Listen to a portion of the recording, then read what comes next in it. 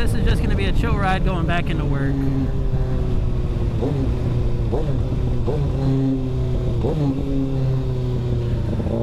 And just enjoy it.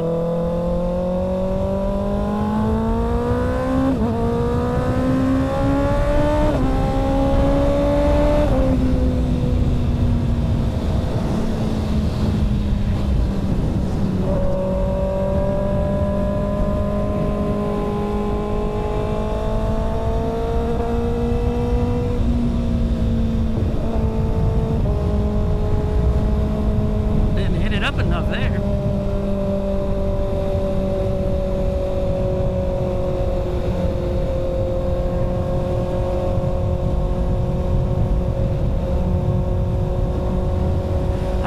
I guess I could talk about this.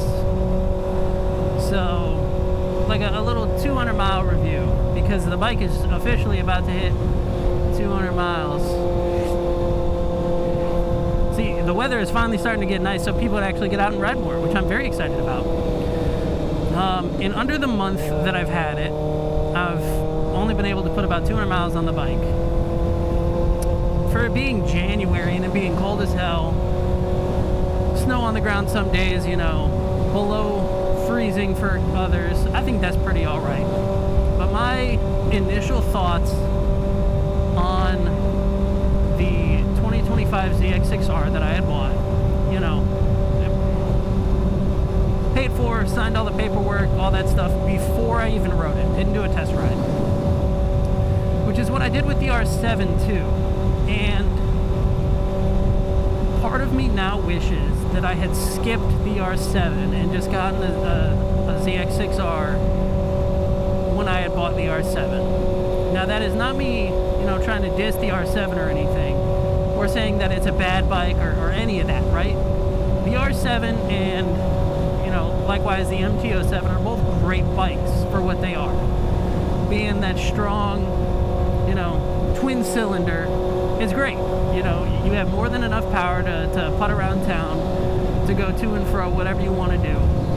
And they are really, really prominent stunt bikes. That being said, I thought the R7 was a smooth upgrade from my Ninja 400. The smoothness of this bike, of the inline 4, is unmatched. Now, I know that's because it is not as torquey as the MT-07, or like the CP2 motor that comes in the MT-07 and the R7. Because those things are torque monsters. This thing is just linear power all the way through. Now, of course, it is an inline 4, so you'll get that little bump as soon as you actually get on the throttle and everything. But it's the smoothness of that power delivery, it's the smoothness of the engine, and just how crisp everything feels.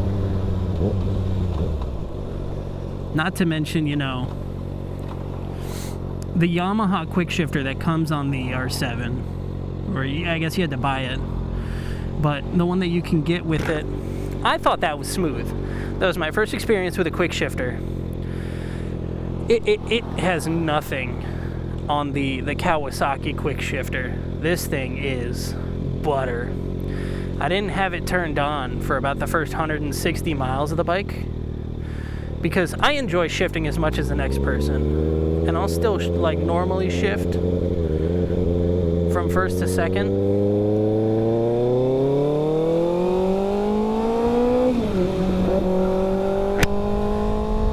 But watch this.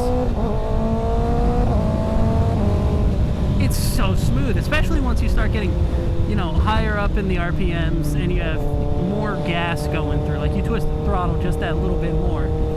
It's so smooth. Not to mention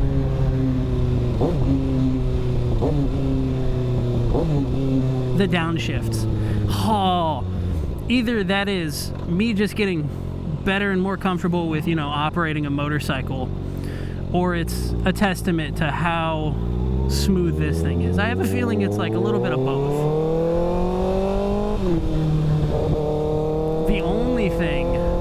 The only gripe that I have, complaint, whatever you want to call it, throttle itself. It feels like there's a lot of play, like negative play before you start, before you go from like nothing to being, giving it any sort of power. That's my only thing with this bike, is it feels like there is a lot of play from 0 till 1. Now that may just be my throttle cable being loose, and I'm actually not too sure if this bike is a throttle by cable or throttle by wire. I probably should have looked that up. Probably should look it up. I might do that when I get to work. But other than that, I mean, that is the only semblance of a complaint that I have about this thing. It is so nimble, and I want to say it's about the same weight as the R7, but it doesn't feel like it.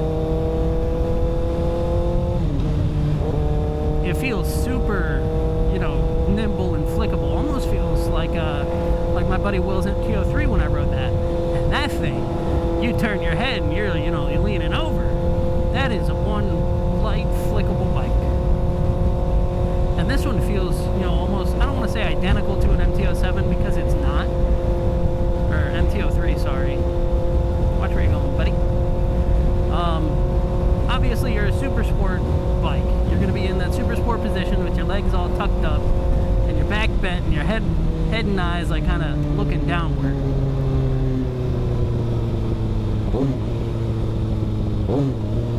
But in terms of like maneuverability, I think this thing is just right up there with it. And there's a reason why I now know like these bikes are so popular, and the reason why everybody and their mama loves them, not just for like stunt riding or putting around the street or track. It's literally so good at all of that. Albeit I haven't gone on a track yet. I would love to. It's just not in the cards monetarily for me at this moment. I'm sure if I buckled down, I could. But there are a couple of things I want to do before then.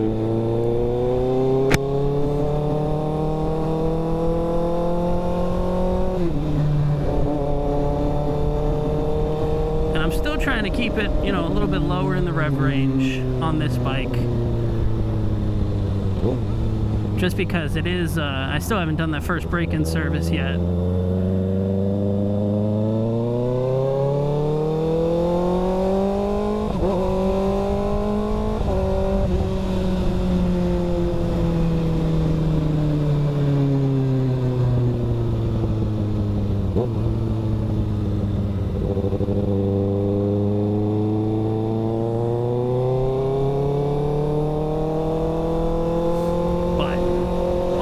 To be considered, this thing is amazing.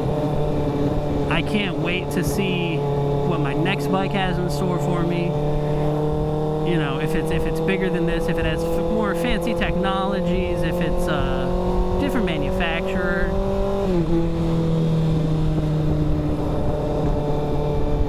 I'm just very, very excited, genuinely. And being able to push myself to go out and get one of these. A bike that I honestly didn't ever think I would have. Unless it was a second-hand one coming off of like Facebook Marketplace, or finding one on Copart and rebuilding it with building a salvage title bike.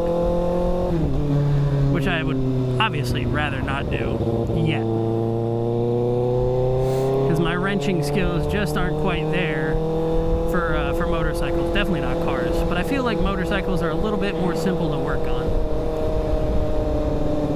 That all being said, I really think the next bike that's going to be added into the garage is going to be a Harley, a nice cruiser.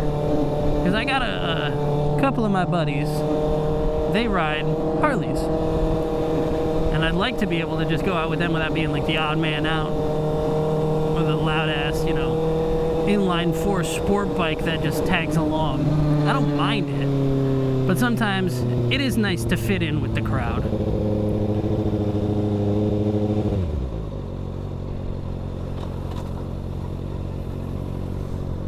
But we're looking for a,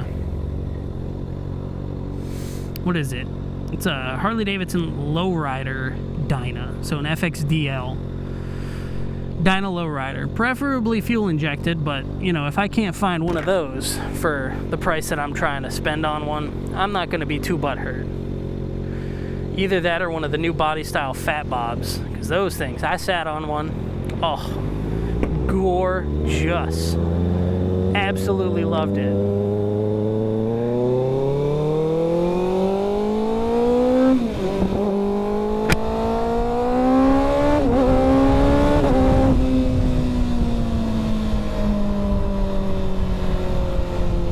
Another big sticking point on this bike is quite literally a sticking point.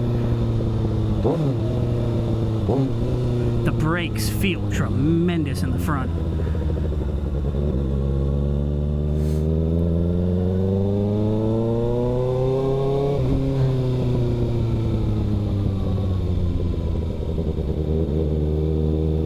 They are leagues ahead of Yamaha, specifically the MTO, or not the MTO7, the R7, and just how they feel. Like I might have to go in and adjust it, but if I touch these front brakes, lordy, they are sticky.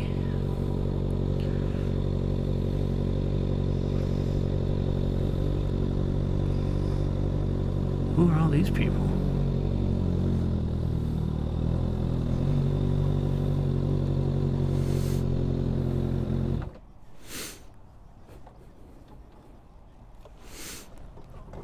Ugh.